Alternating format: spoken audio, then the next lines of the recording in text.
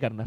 Yes, no doubt. तर या सामन्याचा प्लेअर ऑफ द मॅच देण्यासाठी मी प्रल्हाद दादाला विनंती करतो की तुमच्या शुभ हस्ते प्लेअर ऑफ द मॅच हे पारितोषिक आपण द्यायचं, ज्यामध्ये आपण पाहतो एक ब्रँडेड टी शर्ट आणि त्याचबरोबर तुळशी रोपटे देऊन खेळाडूला इथे मात्र सन्मानित केलं जाते. यस, प्रदीप स्पोर्ट्स यांच्या माध्यमातून सुपूर्द केलेली ही ब्रँडेड टी शर्ट आणि त्याचबरोबर आपण पाहतो की तुळशी रोपटे देऊन खेळाडूला मात्र इथे सन्मानित केलं जातं. मी प्रल्हाद दादांना विनंती करेन की तुमच्या शुभ हस्ते आपण मात्र या खेळाडूला सन्मानित करायचंय. तर येणारा पुढचा सामना, मी थांबतोय, मी थोडीशी विश्रांती घेतोय, तुम्ही कुठे जाऊ नका, पाहत राहा, ऐकत राहा, आनंद घेत राहा.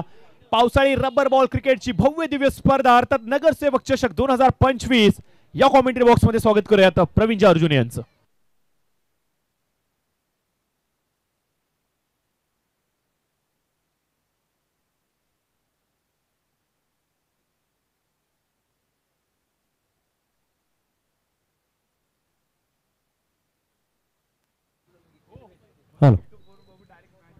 धन्यवाद प्रशांत आणि पुनश्च एक बार उपस्थित सर्व सन्माननीय पाहुण्यांचं, क्रिकेट खेळाडूंसाठी तमाम क्रीडा रसिकांचं या ठिकाणी मनपूर्वक आणि हार्दिक स्वागत.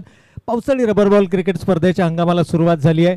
वृक्षारोपणाचा संदेश देणारी एक आगळी वेगळी स्पर्धा आपण या ठिकाणी पाहिला आणि त्याचबरोबर आमच्या मुख्य मंचावरती उपस्थित सन्माननीय प्रल्हादजी चौधरी साहेब माजी खेळाडू देखील आहेत आणि त्याचबरोबर राजकीय क्षेत्रामध्ये देखील सध्याच्या घडीला आपण त्यांना कार्यरत पाहतोय. तर अशा सन्माननीय पाहुण्यांचं मात्र आपण येतोचित स्वागत आणि सन्मान आणि हा स्वागत सन्मान करण्यासाठी मी प्रशांतजींना विनंती करेल की आपण आपल्या शुभ हस्ते, प्रशांतजी कराड माजी खेळाडू देखील आहेत आणि त्यांच्या शुभ हस्ते मात्र या ठिकाणी हा शुभ सन्मान केला जातोय. तर वेलकम सर, आपलं मनपूर्वक आणि हार्दिक स्वागत. आणि जाऊयात मैदानाच्या दिशेनं. प्रशांत, खऱ्या अर्थानं आता या सामन्यामध्ये चुरस आपल्याला पाहायला मिळणार आहे. दोन ताकदवर संघ एकमेकांच्या समोर आणि या दोन संघादरम्यानचं हे बॅटल आपण मैदानाच्या आतमध्ये पाहतोय. नाणेफेकीचा कौल जिंकला, प्रथम क्षेत्ररक्षण करण्याचा निर्णय घेतला, परंतु निर्णय जो घेतला गेला तो निर्णय योग्य की अयोग्य हे मैदानावरती सिद्ध करावा लागेल. बायचा इशारा पंचांचा आणि नो चेंडू देखील आलाय स्क्वेअर लेग पंचांच्या माध्यमातून. अर्थातच पहिल्या चेंडूवरती मिळतोय 5 धावांचा बोनस.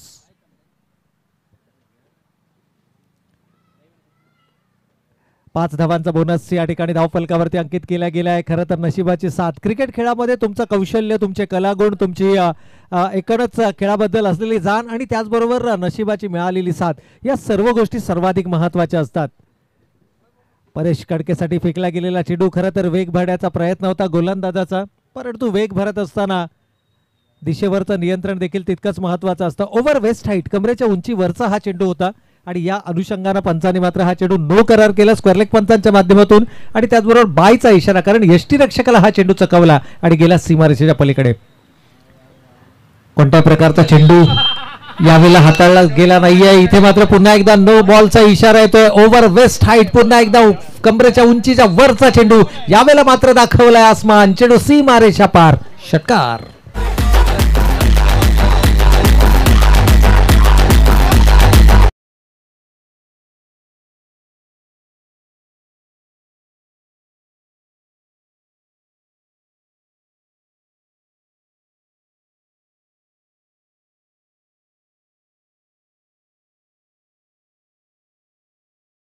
स्मार्टफोन ओपन केला असेल किंवा लॅपटॉपवरती ही मॅच पाहत असतील.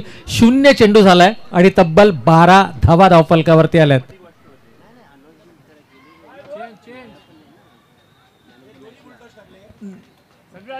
तर गोलंदाज या ठिकाणी रद्द केला जाईल, कारण 2 बीमर एका गोलंदाजाने जर का हाताळले तर ती गोलंदाजी रद्द केली जाते.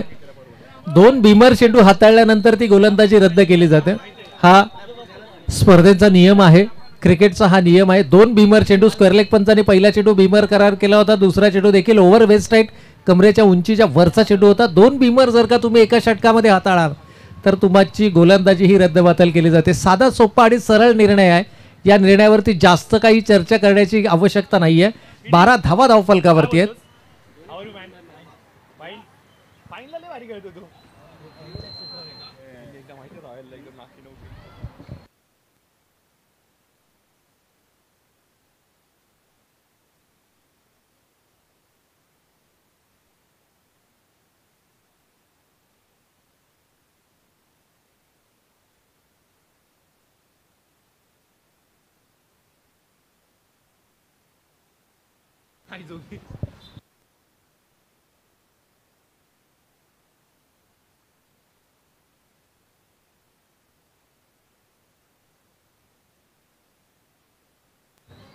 तर नक्कीच या ठिकाणी चर्चा सुरू आहेत, कारण दोन माजी खेळाडू या ठिकाणी आमच्या समवेत संघाच्या माध्यमातून या स्पर्धेच्या माध्यमातून जोडले गेलेत.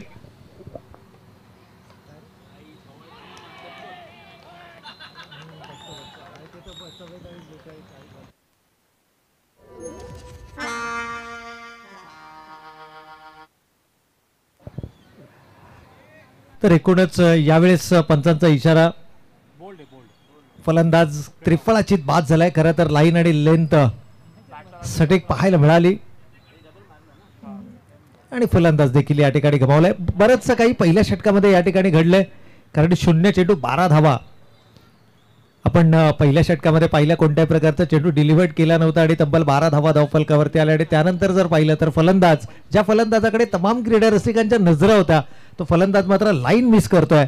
आणि एकूणच जर पाहिलं तर पहिला फलंदाज देखील या ठिकाणी गमावला जातोय. रॉयल बी विरुद्ध लेट राहुल भाई, या दोन संघादरम्यानचं हे बॅटल आपण मैदानाच्या आतमध्ये पाहतोय. फर्स्ट सेमीफायनलची ही लढत आहे. या सामन्यातील विजेता संघ थेट मेगा फायनल मध्ये दाखल होणार आहे.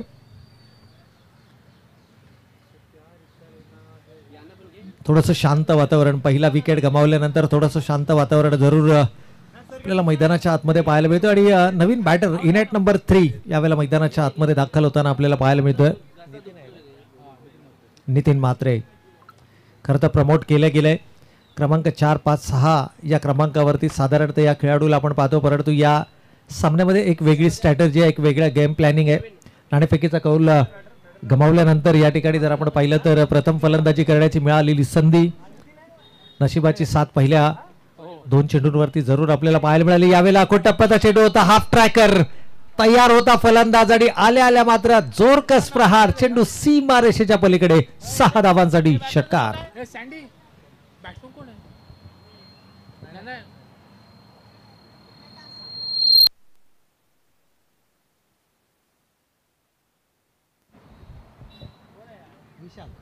तर विशाल आहेत, माफ करा, इनॅट नंबर 3 विशाल मैदानाच्या आतमध्ये आलेत.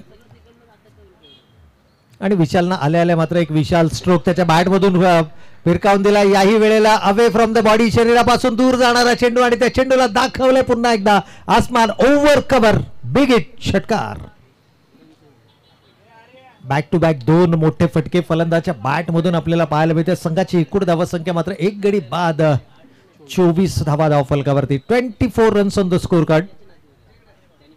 सुरुवात दमदार आपल्याला पाहायला मिळाली आहे. खरं तर गोलंदाजानं केलेली चूक, यष्टीरक्षकाकडून सुटलेला चेंडू आणि त्यानंतर जर आपण पाहिलं तर नो चेंडूवरती आलेला षटकार, गोलंदाज रद्दबातल केला गेला. त्यानंतर आलेला नवीन गोलंदाज, त्यानं पहिल्या चेंडूवरती मात्र विकेट संपादित केली. बरंचसं काही पहिल्या षटकामध्ये नाट्यमय घटना, कारण 3 षटकांची लढत आहे आणि 3 षटकांमध्ये विजयासाठीचं लक्ष्य कोणतं असेल किंबहुना प्रतिस्पर्धी संघासमोर टार्गेट काय सेट करायचं यासाठीची सुरू असणारी ही लढत आपण मैदानाच्या आतमध्ये पाहतो. यावेळेला मात्र खूप चांगला चेंडू होता खोलामध्ये, अगदी विकेटच्या अंतिम चरणामध्ये चेंडूचा वारा केला गेला. पॅड लाईन वरती चेंडू आदळलाय, सिंगलला डबल मध्ये कन्वर्ट केलं जातं. एकेरीला दुहेरीमध्ये परावर्तित करणं ही गरज आहे. आणि अशा प्रकारे धावा जर का या ठिकाणी धावफलकावरती उभारल्या गेल्या तर मात्र एक सन्मानजनक नव्हे तर एक आव्हानात्मक धावसंख्या ही जरूर धावफलकावरती पाहायला मिळू शकते. 1 गडी बाद या 2 धाव्यांच्या बरोबरीने संघ जाऊन पोहोचलाय 26च्या घरात.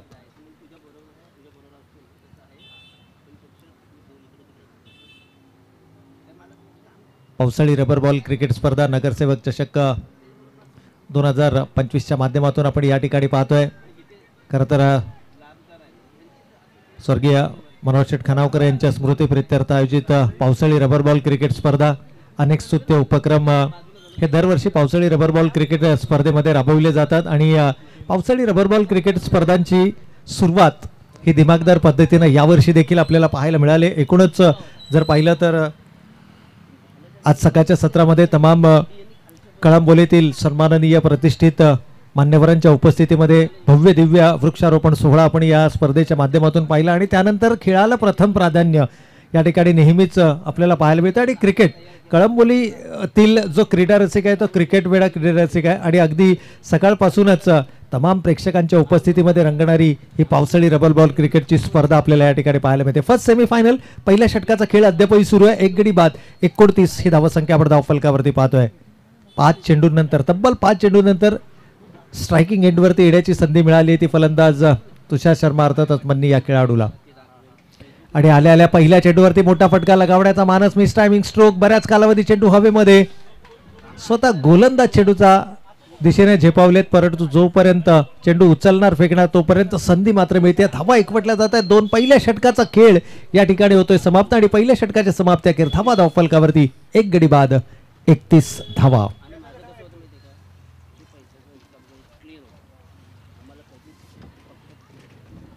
एक गडी बाद 31 ही धावसंख्या आपण धावफलकावरती पाहतोय. थोडंसं शांत वातावरण मैदानाच्या चारही बाजूना जर आपण पाहिलं तर प्रेक्षक आणि केवळ प्रेक्षक, परंतु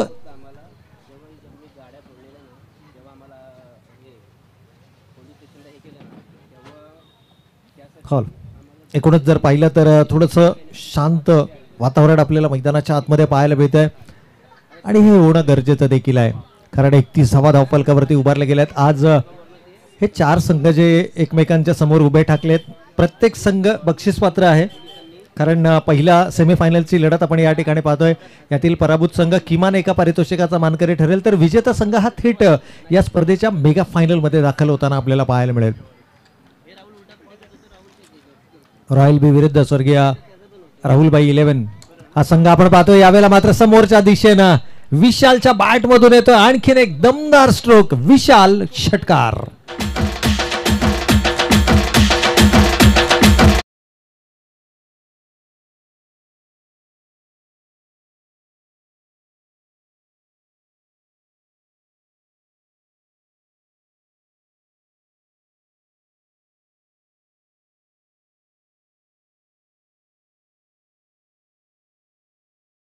सामना केलाय तब्बल 23 धावा आणि 3 षटकार त्याच्या बॅट मधून आपल्याला पाहायला मिळते. यावेळेला मात्र पंचांचा इशारा. डाव्या सोडून जाणारा चेंडू एक्स्ट्रा बाउन्स देखील आपल्याला या ठिकाणी पाहायला मिळाला. खरं तर थोडासा अडचणीमध्ये आहे. नाणेफेकीचा कौल जिंकणं काही वेळेला तुमच्या संघासाठी थोडंसं नुकसानदायक देखील असू शकतं. कारण रॉयल सारखा मोठा संघ ज्यावेळेला तुमच्या समोर असेल त्यावेळेला नाणेफेक जिंकल्यानंतर नक्की काय निर्णय घ्यायचा या दिशेनं आणि जो घेतला गेलेला निर्णय आहे तो निर्णय कशा पद्धतीने योग्य ठरवायचा हा देखील थोडासा मानसिक दडपण असतं आणि कदाचित या दडपणामधून स्वतःला अद्यापही सावरू शकलेले नाहीयेत. आणखीन एक अवांतर चेंडू, लगातारचा हा दुसरा अवांतर चेंडू आणि या अवांतर धावेनं संघ मात्र जाऊन पोहोचलाय. षटक क्रमांक 2 मैदानावरती सुरू असताना 7 चेंडूंचा खेळ झालाय आणि तब्बल 39 धावा या धावफलकावरती आल्यात. आणखीन एक मोठा फटका खेळण्याचा मानस. यावेळेला बॅटीचा लीडिंग एज पंचांकडे पाहूया. होय, स्क्वेअर लेग पंचांचा इशारा येतोय. त्याचबरोबर मुख्य पंच देखील दुजोरा देत आहेत. होय, फलंदाज होईल बाद. Wicket number 2. दुसरा फलंदाज गमावलाय तर रॉयल बी संघानं.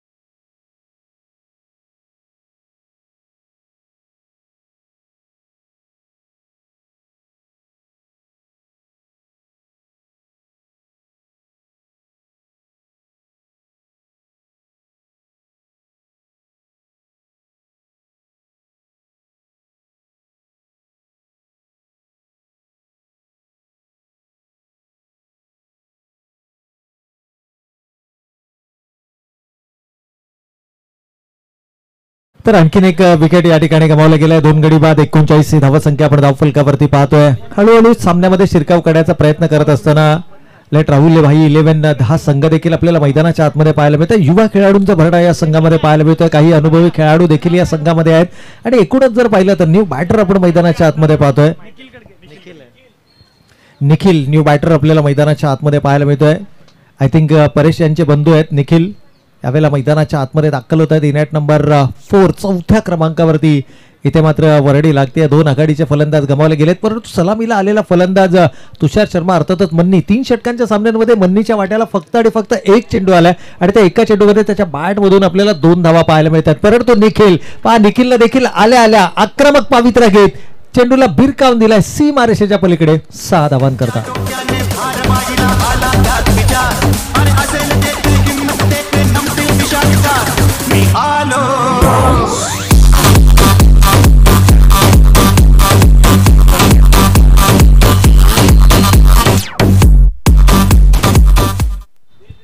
कमालीचं गीत आपण डीजेच्या माध्यमातून ऐकलं. मी आलो, मी पाहिलं, मी लढलो आणि जिंकून घेतलं सारं, असं काही गाण्याचे बोल आपल्याला या ठिकाणी नक्कीच ऐकायला मिळाले. आणि हा सुपरस्टार होण्याच्या दिशेनं चाललेला प्रयत्न निखिलचा आपल्याला मैदानाच्या आतमध्ये, कारण आपल्या बंधूप्रमाणेच आपल्या खेळामध्ये ॲग्रेशन आपल्याही खेळामध्ये हे सिद्ध करत असताना निखिल, परंतु इथे मात्र गोलंदाजाचं पुनरागमन आपल्याला पाहायला मिळत आहे. बऱ्याच वेळेला चौकार षटकारानंतर गोलंदाजांचं पुनरागमन आपल्याला पाहायला मिळतं, आयदर एखादा निर्धाव चेंडूच्या माध्यमातून किंबहुना एखादा विकेट गोलंदाज आपल्या नावावरती करत पुनरागमनाचा या ठिकाणी प्रयत्न करताना नक्कीच पाहायला मिळतो. खरं तर हे बॅटल पाहण्यासाठीच तमाम क्रीडा रसिक मात्र अगदी सकाळपासून ठाण मांडून बसलेत या मैदानाच्या चहू बाजूला. जर आपण पाहिलं तर मोठ्या प्रमाणामध्ये प्रेक्षक आणि प्रेक्षक वर्गच आपल्याला पाहायला मिळतो, परंतु इथे मात्र लोअर फुल टॉस चेंडू होता, कन्वर्ट करता आला नाहीये आणि फलंदाज या ठिकाणी होईल बाद. यस, निखिलला परतावं लागेल. पहिल्या चेंडूवरती षटकार, दुसरा चेंडू निर्धाव आणि तिसऱ्या चेंडूवरती मात्र गोलंदाजाला मिळतं यश, फलंदाज होतोय बाद. तिसरा फलंदाज गमावलाय तर रॉयल बी संघानं.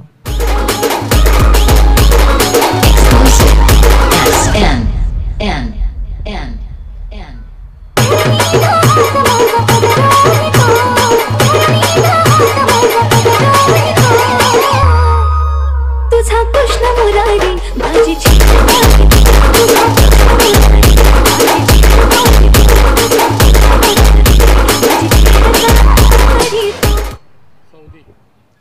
तर या ठिकाणी आपण पाहतोय की आणखीन एक फलंदाज या ठिकाणी गमावला जातोय. न्यू बॅटर मैदानाच्या आतमध्ये सौदी आपल्याला पाहायला मिळतात. येस, या ठिकाणी जर आपण पाहिलं तर खळंबोलीचा बक्कासूर म्हणून देखील त्याची ओळख आहे, कारण एक व्हिडिओ क्लिप अत्यंत व्हायरल झाली होती. कळंबोली प्रीमियर लीगचं ते पर्व होतं आणि KPLच्या त्या पर्वामध्ये एक वेगळी संकल्पना, कारण क्वालिफायसाठी रनिंग बिटवीन द विकेट ही संकल्पना आखली गेली आणि तिथे ज्या वेगानं तो पळाला होता आणि तिथून मात्र या खेळाडूला तब्बल मी म्हणेन की एक उपाधी मिळाली. परंतु फलंदाजीच्या माध्यमातून तो कशा प्रकारचा खेळ मैदानावरती करणार, यावेळेला मोठा फटका खेळण्याचा मानस होता. चेंडू बॅटचा संपर्क नाहीये, डॉट बॉलची होते समाप्ती. 2 षटकांचा खेळ या ठिकाणी संपलाय. 12 चेंडूंचा खेळ झालाय, 45 धावा धावफलकावरती आल्यात, 3 विकेट्स या ठिकाणी गमावल्यात, परंतु अजूनही शेवटचे 6 चेंडू शिल्लक आणि स्ट्रायकिंग एंडला आता मात्र असेल तो फलंदाज तुषार शर्मा, अर्थातच बूम बूम मन्नी. चला, खेळाडूंना विनंती आहे, क्षेत्ररक्षण करणारा संघ लगेचच निर्णय घ्यायचा आहे. कोणत्याही प्रकारची टीम बेटिंग अलाउड नाहीये. निर्धारित वेळ आणि या वेळेमध्ये आपल्याला हे सर्व सामने कंप्लीट करायचे आहेत. फर्स्ट सेमीफायनलची लढत या ठिकाणी सुरू आहे, त्यानंतर सेकंड सेमीफायनल आणि त्यानंतर मात्र असेल तो या स्पर्धेचा मेगा फायनलचा सामना. त्यामुळे खेळाडूंना विनंती आहे की थोडंसं स्पीडअप करा मित्रांनो, वेळ आपल्याकडे कमतरता आहे. संध्याकाळच्या सत्रामध्ये कदाचित या ठिकाणी वरुण राजा बरसण्याची शक्यता ही सर्वाधिक आहे. त्यामुळे अंतिम पारितोषिक वितरण सोहळा आणि त्यानंतर या सामन्यानंतर असणाऱ्या अजून 2 सामने निर्धारित वेळ लक्षात घेता धावा धावफलकावरती आहेत. 45, 2 षटकांचा खेळ संपलाय, 3 गडी बाद, 45 ही धावा संख्या आपण पाहतोय. अंतिम षटक घेऊन या ठिकाणी गोलंदाज सज्ज होत आहेत.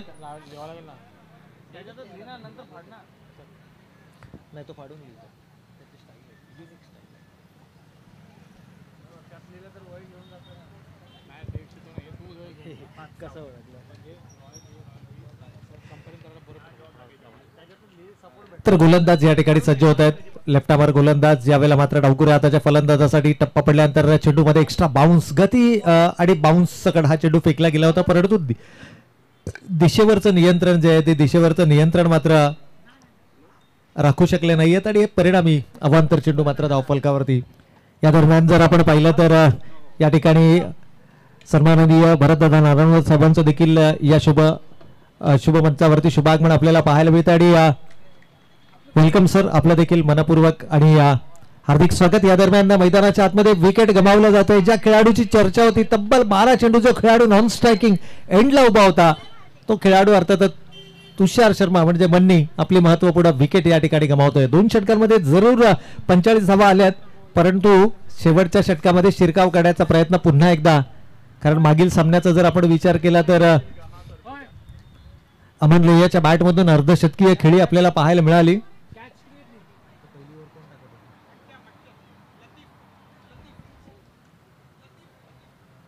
तर लतीफनं मात्र या ठिकाणी झेल कंप्लीट केलाय. 4 गडी बाद. न्यू बॅटर मैदानाच्या आतमध्ये आपण पाहतोय अविनाश. अर्थातच कळंबोली क्रिकेटला मिळालेलं हे आणखीन एक मी म्हणेन भविष्य उज्ज्वल आहे या खेळाडूचं. अविनाश अर्थातच रबाडा आपल्याला मैदानाच्या आतमध्ये पाहायला मिळतो स्ट्रायकिंग एंडला. परंतु कमबॅक मागील 7 चेंडूंमध्ये ज्या पद्धतीचं कमबॅक राहिलंय वाखाणण्याजोगी. यावेळेला लोअर फुल टॉसचा चेंडू आता कन्वर्ट करता आला नाही. यष्टीरक्षकाला चेंडू चकवतो आणि गोळीच्या वेगाने जाईल चेंडू सीमा रेषेच्या पार. पंचांचा इशारा बाईच्या माध्यमातून मिळतील. या धावा 4 चौकार.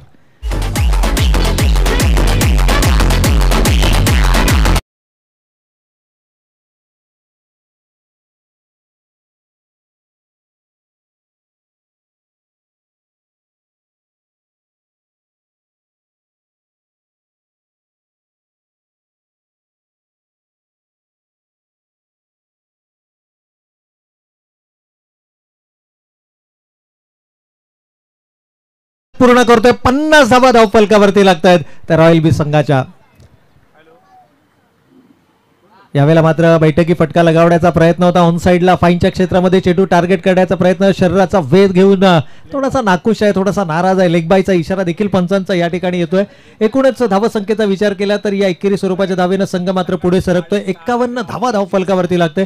3 षटकांचा जर विचार केला तर 3 षटकांमध्ये कितपत धावा ही धावफलकावरती उभारावी हा प्रश्नचिन्ह. खरं तर नाणेफेकीचा कौल जिंकला होता तो लेट राहुलबाई 11 या संघानं. आणि एकूणच जर आपण पाहिलं तर घेतला गेलेला निर्णय आणि त्या पहिल्या 2 षटकांमध्ये झालेली आक्रमक फलंदाजी आणि अगदी शेवटच्या षटकामध्ये या ठिकाणी आक्रमक होत असताना फलंदाज चौदी देखील पाहायला मिळतो. चेंडू मिडल ऑफ द बॅट जाईल लॉंगॉनच्या डोक्यावरून.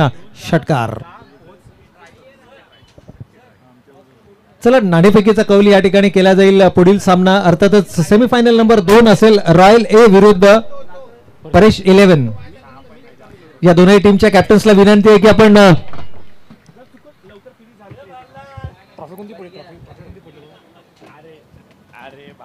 तर आणखीन एक जोरकस प्रहार. चेंडू सीमारेषेच्या पलीकडे. 1 बाउन्स चौकार. 61 धावांपर्यंत मजल मारली आहे. मागील 2 चेंडूंचा जर आपण विचार केला तर तब्बल 10 धावा खर्च केल्यात गोलंदाजानं. आणि नाणेफेक या ठिकाणी केलं जाईल. रॉयल ए विरुद्ध परेश 11. दोन्ही टीमच्या कॅप्टन्सला विनंती आहे की आपण उपस्थित राहायचंय. याही वेळेला मोठा फटका खेळण्याचा माणूस होता. चेंडू बॅटचा संपर्क नाहीये. इथे मात्र कोणत्याही प्रकारची धाव नाहीये. फलंदाज बाद होईल. अंतिम चेंडू निर्धाव फेकला जातोय. पहिल्या सत्राचा खेळ या ठिकाणी झालाय समाप्त. पहिल्या सत्राच्या समाप्ती अखेर धावा आपण धावफलकावरती पाहतोय 61 आणि विजयासाठी लक्ष असेल ते अर्थातच 62 धावांचं. या दरम्यान जर आपण पाहिलं तर आमच्या मुख्य मंचावरती सन्माननीय भरतजी नारायणवर साहेबांचं देखील या मुख्य मंचावरती शुभागमन झालंय. तर त्यांचं देखील आपण शब्दसुमनांच्या माध्यमातून मनपूर्वक आणि हार्दिक स्वागत करूयात.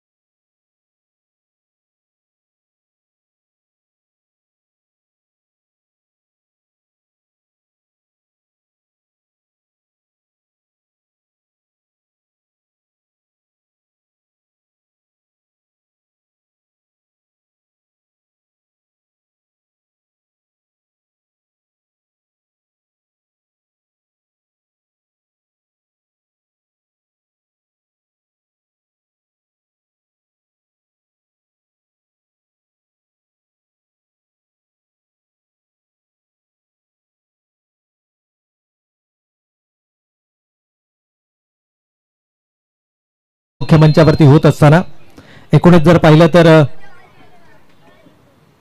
पुढील सामन्याचा नाणेफेकीचा कौल देखील या ठिकाणी केला जाईल. परंतु तत्पूर्वी उपस्थित मान्यवरांचं मात्र यथोचित स्वागत आणि सन्मानाचा सोहळा आपण या मुख्य मंचावरती पाहतोय. रॉयल संघाचे माजी खेळाडू आदरणीय प्रशांतजी कराड साहेब यांच्या शुभ हस्ते मात्र भरतजी नारायणवर साहेबांचा या ठिकाणी शुभ सन्मान केला जातोय. तर मी भरतजी नारायणवर साहेबांना विनंती करेल की पुढील सामन्याचा नाणेफेकीचा कौल देखील आपण आपल्या शुभ हस्ते करायचा. जो सामना असेल अर्थातच रॉयल आणि परेश 11 दोन्ही टीमच्या कॅप्टन्सला विनंती आपण मुख्य मंचावरती यायचं. त्या ठिकाणी मान्यवरांच्या शुभ हस्ते नाणेफेकीचा कौल केला जाईल.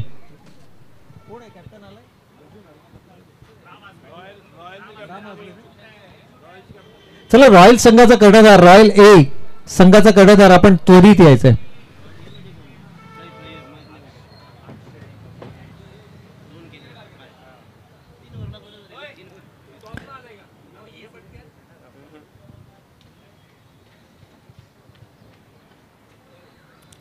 तर टॉस या ठिकाणी केला जाईल आणि हा टॉस करण्यासाठी मी पुन्हा एकवार आमच्या मुख्य मंचावरती उपस्थित सन्माननीय भरतजी नारायणवर साहेब यांना विनंती करेल की आपण आपल्या शुभ हस्ते पुढील सामन्याचा नाणेफेकीचा कौल या ठिकाणी करायचा आहे. एकीकडे परेश 11 संघ तर दुसरीकडे आपण पाहतोय अर्थातच रॉयल ए हा संघ. दोन युवा खेळाडू संघाचं प्रतिनिधित्व करतायत आणि पावसाळी रबर बॉल क्रिकेट स्पर्धेचं हे वैशिष्ट्य राहिलंय. हा फॉर्मॅट जो आहे तो युवा खेळाडूंचा फॉर्मॅट आहे आणि नाणेफेकीचा कौल जिंकलाय रॉयल ए संघानं. तर रॉयल ए संघानं नाणेफेकीचा कौल जिंकलाय. गतवर्षीप्रमाणे जर आपण पाहिलं तर परेश 11 संघ याही वर्षी दमदार सुरुवात करतो पावसाळी रबर बॉल क्रिकेट स्पर्धेची. काही प्रमुख खेळाडूंच्या अनुपस्थितीमध्ये जरूर हा संघ जरी मैदानाच्या आतमध्ये उतरला असला तरी रॉयल सारख्या संघासमोर कशा प्रकारचं आव्हान ठेवायचं आणि त्या आव्हानाला रॉयल संघ कशा पद्धतीने सामोरा जाणार हे मात्र येणाऱ्या पुढील सेमीफायनल नंबर 2 उपांत्यपूर्व फेरीच्या सामन्यामध्ये आपल्याला जरूर पाहायला मिळेल. उपांत्य फेरीच्या सामन्यामध्ये आपल्याला जरूर पाहायला मिळेल.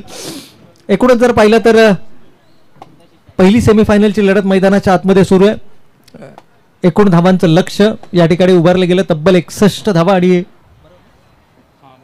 62 धावांचं लक्ष आणि या लक्षाचा पाठलाग करण्यासाठी मागील सामन्याचा अर्धशतकवीर अर्थातच अमन लोहिया स्ट्रायकिंग एंडवरती. आक्रमक सुरुवात पहिल्या 2 षटकांमध्ये जर का 40च्या आसपास धावा धावफलकावरती आल्या तर मात्र या सामन्यामध्ये काही होऊ शकतं. कारण ही विकेट अशा प्रकारची विकेट आहे किंबहुना हे मैदान अशा प्रकारचं मैदान आहे की ज्यावरती तमाम कळंबोली क्रिकेटच्या इतिहासामध्ये सुवर्ण अक्षराने लिहिला जावा असा इतिहास असे विक्रम या मैदानावरती घडलेत. अगदी मागील सामन्याचा जर विचार केला तर अमन लोहियाच्या बॅटमधून 7 षटकार आणि 13 चेंडूमध्ये तब्बल 50+ धावा त्याच्या बॅटमधून आपल्याला पाहायला मिळाल्या होत्या. त्यामुळे धमक आहे खेळाडूमध्ये. आजचा दिवसही आहे. संघाचं नेतृत्व देखील करतायत आणि आता आव्हान आहे. यावेळेला जोरकस प्रहार करण्याचा प्रयत्न टप्पा पडल्यानंतर चेंडू मात्र काहीसा लो राहतोय. ही खासियत आहे, हे वैशिष्ट्य आहे या गोलंदाजाचं. वेग तर आहे आणि वेगाबरोबर त्याच्याकडे अचूकता देखील आपल्याला पाहायला मिळते. अविनाश अर्थातच रबाडा गोलंदाजी मार्कवरती पुन्हा एकदा सज्ज होतोय. कमालीची गोलंदाजी आहे. यावेळेला मात्र मोठा फटका खेळण्याचा मानस. फटका फसलाय. चेंडू हवेमध्ये. सर्वाधिक मोठी सर्वाधिक महत्वाची विकेट इथे मात्र गमावली जाते आणि हे सेलिब्रेशन देखील मैदानाच्या आतमध्ये होत आहे. कारण मागील सामन्यामध्ये ज्या खेळाडूच्या बॅटमधून अर्धशतक आलं तो खेळाडू मात्र 0 या धावसंख्येवरती तंबूच्या आश्रयाला.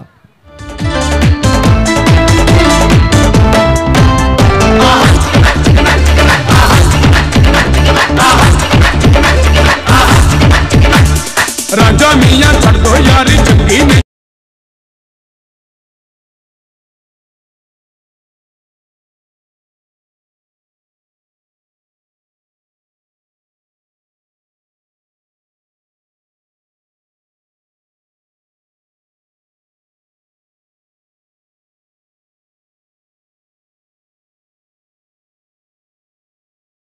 विकेट होते आणि याचं सेलिब्रेशन देखील आपण मैदानाच्या आतमध्ये पाहिलं आणि ज्या पद्धतीनं डीजेच्या माध्यमातून आपण गीत ऐकलं.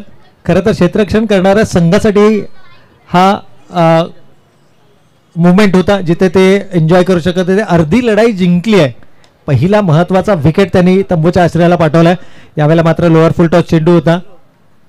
आपण क्रिकेटमध्ये नेहमी म्हणतो ना की घर फिरले की घराचे वाशेही फिरतात. पहिला फलंदाज स्वस्तामध्ये या ठिकाणी बाद झाला आणि त्यानंतर चित्र आपण पाहिलं की लोअर फुल टॉस चेंडूवरती फक्त आणि फक्त एकेरी स्वरूपाची धाव आली आहे. 1 गडी बाद 1 असं समीकरण आतापर्यंत आपण मैदानावरती पाहतोय पहिल्या षटकाचा खेळ सुरू असताना. यावेळेला चेतन मोठा फटका खेळण्याचा माणूस होता. चेंडू बॅटचा अपेक्षित संपर्क नाहीये. 1 धाव घेतली. दुसऱ्या धावेसाठीचा प्रयत्न या ठिकाणी होईल. स्ट्रायकिंग एंडला जो डेंजर एंड आहे इथून मात्र पंचांच्या निर्णयाची वाट आपण पाहणार आहोत आणि चेंडू गॅदर झालेला नाहीये. यस या ठिकाणी चेंडू गॅदर झाला नाहीये. यष्ट जरूर बेल्स जरूर डिसलॉच होताना आपल्याला पाहायला मिळाल्या परंतु चेंडू तुमच्या ग्लव्स मध्ये असणं गरजेचं आहे. तर फलंदाज सुरक्षित आहे. 2 धावा या ठिकाणी कंप्लीट केल्या जातात. 2 धाव्यानं संघ पुढे सरकलाय. लक्ष आहे 62 धावांचा आणि प्रत्युत्तर दाखल 1 गडी बाद 3 ही धावसंख्या धावफलकावर. उर्वरित 2 चेंडूमध्ये किमान 2 मोठे फटके. जर का फलंदाच्या बॅटमधून आले तर मात्र सामन्यामध्ये पुन्हा एकदा शिरकाव करण्याची चिन्ह आपल्याला पाहायला मिळू शकतात. पहिल्या सत्राचा जर आपण विचार केला तर कोणत्याही प्रकारचा चेंडून फेकता तब्बल 12 धावा खर्च केल्या होत्या आघाडीच्या गोलंदाजानं, ज्या माध्यमातून 2 भीमर हाताळले गेले आणि तो गोलंदाज मात्र रद्दबातल करण्यात आला. पहिल्या षटकामध्ये 31 या धावा खर्च केल्या गेल्या होत्या आणि या अनुषंगाने जर पाहिलं तर मात्र तुलना करायची झाली तर इथे कोणत्याही प्रकारची धाव नाही आहे. आणखीन एक निर्धाव चेंडू या ठिकाणी पाहायला मिळतो. पहिल्या षटकाचा खेळ इथे होतोय समाप्त आणि पहिल्या षटकाच्या समाप्तीअखेर धावा धावफलकावरती येत आहेत. 1 गडी बाद फक्त आणि फक्त 4 धावा. अजूनही येणारे 12 चेंडू शिल्लक आहेत. 58 धावांची गरज असेल. 62 धावांचं लक्ष होतं आणि या लक्ष्याचा पाठलाग करताना झालेली दमछाक आणि सर्वाधिक महत्वाचं म्हणजे ज्या खेळाडूंना मागील सामन्यात 13 चेंडूंमध्ये अर्धशतक झळकावलं त्या फलंदाजानं गमावलेली आपली विकेट, या दोनही गोष्टी थोड्याशा विरोधामध्ये जाताना, परंतु एक समाधान त्यांच्या चेहऱ्यावरती असणार आहे की या 4 पैकी किमान एका ट्रॉफीचा मानकरी पराभूत संघ होणार आहे. पहिल्या सामन्याचा जर आपण विचार केला तर पहिल्या सामन्यामध्ये देखील एक संघ पराभूत झाला. त्यानंतर जर आपण इथे पाहिलं म्हणजेच काय तर एकूणच या स्पर्धेमध्ये जे 4 संघ आता या स्पर्धेमध्ये आपलं आव्हान कायम ठेवून आहेत त्या 4ही संघांच्या नावावर किमान एक ट्रॉफी या स्पर्धेच्या माध्यमातून आपल्याला जरूर पाहायला मिळते. यावेळेला वेग, प्रचंड वेग पाहायला मिळाला. दुसरं षटक हाताळतोय गोलंदाज आहे आयुष, एक युवा गोलंदाज आहे. पहिल्या सामन्यामध्ये जरूर महागडा ठरला होता, परंतु त्यानंतर सातत्यानं संघनायकानं त्याच्यावरती दर्शवलेला विश्वास आणि त्या विश्वासाच्या माध्यमातून त्यांनी केलेली अतुलनीय कामगिरी. यावेळेला पंचांच्या इशाऱ्याची वाट आपण पाहूया. होय, चेंडू 1 बाउन्स जाईल सीमा रेषेच्या पलीकडे. हा चौकार कुठेतरी आत्मविश्वास देऊन जाईल फलंदाजी करणाऱ्या स्वर्गीय राहुलभाई 11 या संघाला.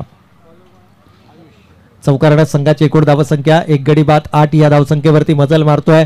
लक्ष 62 धावांचं आहे, त्यामुळे एकेरी दुहेरी धावा किंबहुना चौकारानं हे लक्ष गाठता येणार नाहीये. तुम्हाला सातत्यानं चेंडूवरती आक्रमक खेळ करावा लागेल. Attack is a best defence हे क्रिकेटमध्ये आपण नेहमी म्हणतो आणि अशा प्रकारचा खेळ मैदानावरती होणं हे नक्कीच गरजेचं असेल. यावेळेला आणखीन एक चांगला चेंडू होता. टप्पा पडल्यानंतर शरीराच्या दिशेनं वेगाला चेंडू येतोय. पंचांकडे अचलभूत नजरेनं जरूर पाहिलं गेलं. बाईचा इशारा या ठिकाणी आलाय. चेंडू बॅटचा कोणत्याही प्रकारचा संपर्क नाहीये. आणखीन एक एकेरी स्वरूपाची धाव व एकेरी दुहेरी धावेनं फारसा फरक पडणार नाहीये. आता हे ओळखलंय ते अर्थातच चित्तरक्षण करणारा रॉयल संघानं देखील रॉयल बी विरुद्ध स्वर्गीय राहुलभाई 11 या 2 संघादरम्यान यावेळेला चेंज ऑफ पेस, गती परिवर्तन, टॉस केला होता. टॉस टप डिलिव्हरी आपल्याला पाहायला मिळाली. ऑन साईडला शॉट अंपुल करण्याचा प्रयत्न, चेंडू बॅटचा संपर्क नाही आहे. आणखीन एक निर्धाव चेंडू. पहिली विकेट लवकर गमावल्यानंतर तुमच्यावरती आणलेला मानसिक दबाव आणि त्या दबावामधून तुम्ही स्वतःला कशा पद्धतीने सावरता हे सर्वाधिक महत्त्वाचं असतं. आणखीन एक टप्पा पडल्यानंतर चेंडू थोडासा बाहेर निघतोय. यष्टीरक्षणाच्या बाबतीत जर आपण विचार केला तर यष्टीरक्षक हा सर्वाधिक महत्त्वाचा असतो. अशा प्रकारचे चेंडू जे उजव्या यष्टीच्या बाहेर असतात. पहिल्या सत्राचा जर आपण विचार केला तर पहिला चेंडू अवांतर आला, त्यानंतर यष्टीरक्षकाला त्या चेंडूनं चकवलं आणि त्याच्या पाठीमागे उभा असणाऱ्या 2 क्षेत्ररक्षकांना चकवून तो चेंडू सीमारेषेच्या पलीकडे गेला आणि तिथून जो मोमेंटम होता तो मोमेंटम आपल्याला रॉयल संघाकडे शिफ्ट होताना पाहायला मिळाला. हे छोटे छोटे पॉईंट्स असतात आणि रॉयल संघ हा ओळखला जातो की जर तुम्ही एक चूक मैदानावरती कराल तर त्या चुकीच्या माध्यमातून तो संपूर्ण सामना आपल्या बाजूने ओढण्याची ताकद त्या संघामध्ये. अगदी एक सामना आपण पाहिला, संतोष मदनेचा झेल सुटला आणि त्यानंतर संतोष मदने अक्षरशः गोलंदाजावरती बरसला आणि त्या सामन्यामध्ये प्लेअर ऑफ द मॅच या पुरस्काराने देखील त्या खेळाडूला सन्मानित केलं गेलं. म्हणजे ही रॉयल संघाची खासियत आहे, शेवटच्या श्वासापर्यंत लढणं आणि त्याचबरोबर मिळालेल्या संधीचं योग्य सोनं करणं ही ओळख अर्थातच रॉयल संघाची. इथे देखील आपण पाहतोय षटक क्रमांक 2 देखील होते समाप्त. 2 षटकांचा खेळ संपलाय. फक्त आणि फक्त 5च्या सरासरीनं धावा धावफलकावरती आल्यात, त्या 1 गडी बाद 10 धावा. शेवटचे 6 चेंडू शिल्लक, 52 धावांची गरज. आज आमच्या समालोचन कक्षामध्ये मात्र अनेक दिग्गज आमच्या समेत या ठिकाणी जुळले गेलेत. रॉयल संघाचे माजी फिरकी गोलंदाज आदरणीय प्रशांतजी कराड साहेब आमच्या सोबत जुळले गेलेत आणि आणखीन एक वैशिष्ट्य म्हणजे प्रल्हादजी चौधरी आमच्या सोबत जुळले गेलेत आणि खूप साऱ्या विषयावरती चर्चा सुरू आहेत. खऱ्या अर्थानं जर पाहिलं तर त्यांनी देखील त्यांच्या उमेदीच्या काळामध्ये कळंबोली क्रिकेटमध्ये आपल्या खेळाच्या माध्यमातून एक वेगळं ठसा उमटवला होता आणि असे खेळाडू आज ज्यावेळेला या क्रिकेट खेळाबद्दल चर्चा करतायत ना त्यावेळेला आत्ताचं मॉडर्न डे क्रिकेट आणि पूर्वीचं असणारं क्रिकेट यामधली जी तफावत आहे ती तफावत मात्र आपल्याला सातत्यानं त्यांच्या चर्चेच्या माध्यमातून पाहायला मिळते. आणखी एक विकेट येतोय, 6 धावा. उशीर झालाय परंतु षटकार येणाऱ्या स्पर्धेसाठी अर्थातच बूस्टरचं काम करणार आहेत, कारण आत्मविश्वास फलंदाजांचा नक्कीच अशा प्रकारच्या फटक्यांमधून बळावणार आहे. 17 धावा धावफलकावर. नक्कीच या ठिकाणी जर आपण पाहिलं तर अगदी आज जर पाहिलं तर PTC लाईव्हच्या माध्यमातून आपण या मैदानावरच्या संपूर्ण स्पर्धा या लाईव्ह पाहतो, परंतु कळंबोलीमधली पहिली वहिली चॅम्पियन्स ट्रॉफी जी झाली होती आणि ती चॅम्पियन्स ट्रॉफी केबलवर लाईव्ह दाखवण्याचं काम ज्यांच्या माध्यमातून केलं गेलं होतं ते आदरणीय प्रल्हादजी चौधरी साहेब देखील आमच्या समोर जोडले गेले आहेत. म्हणजे या काही आठवणी आहेत आणि त्या आठवणींना उजाळा मात्र या स्पर्धेच्या माध्यमातून दिला जातोय. तो काळ असा होता की तिथे लाईव्ह केबलवरती या मॅचेस त्याने त्यांच्या पर्सनल कॅमेऱ्याच्या माध्यमातून कव्हर केल्या होत्या आणि ती स्पर्धा लाईव्ह केबलवरती दाखवण्याचं काम मला वाटतं पहिलं लाईव्ह प्रेक्षेपण असणार आहे आणि प्रल्हादजी हे देखील त्या गोष्टीला दुजोरा देत आहेत. आणि एकूणच जर पाहिलं तर यावेळेला मात्र मोठा फटका खेळण्याचा मानस. मिस टायमिंग स्ट्रोक, चेंडू हवेमध्ये आहे आणि डाईव्ह लगावत असताना हा झेल मात्र टिपला जातोय. ही जबरदस्तीची डाईव्ह होती परंतु कमालीचा झेल तिथे टिपला गेलाय.